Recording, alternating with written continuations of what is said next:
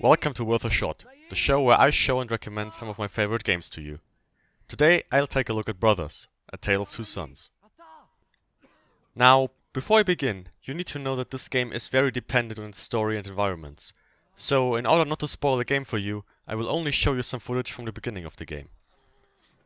Also, if you want to enjoy this game to its fullest, I recommend you just pick it up and play through it without knowing anything about the story at all.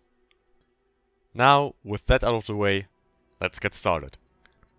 In Brothers, A Tale of Two Sons, you'll take control of, well, two brothers who travel across the land in order to find a cure for their sick father.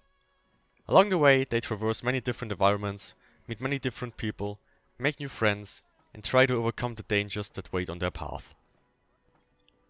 The entire story is presented to you without any real voice acting. I mean, the characters do talk to each other, but not in a language that I would recognize. The only thing that I recognized after a while were the names of the brothers. And that is a good thing, because it shows that you don't need to present the player with every little detail in order to tell a story. Never are you explicitly told what you have to do, you just know it. And that's everything I'm willing to tell you about the story of the game. I know that sounds pretty vague, but I believe that the story is something you should experience for yourself without knowing too much about it beforehand. The visuals for this game, while definitely not on par with modern AAA games, are very good and fit the overall theme of the game very well. The world is scattered with little details that make it believable, and I stopped more than once just to admire the scenery that was presented to me. But as good as the story and the visuals may be, this is a video game, so the gameplay needs to be fitting and good as well. And it is very good indeed.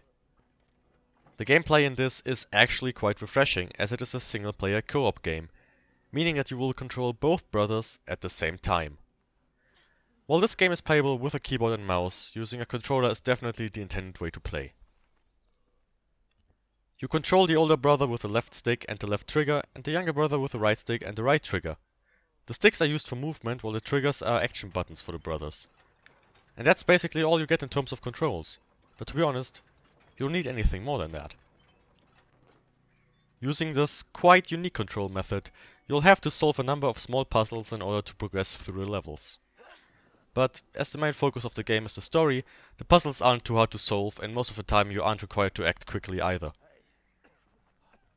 Controlling the brothers might seem a little hard at first, but you'll get the hang of it rather quickly.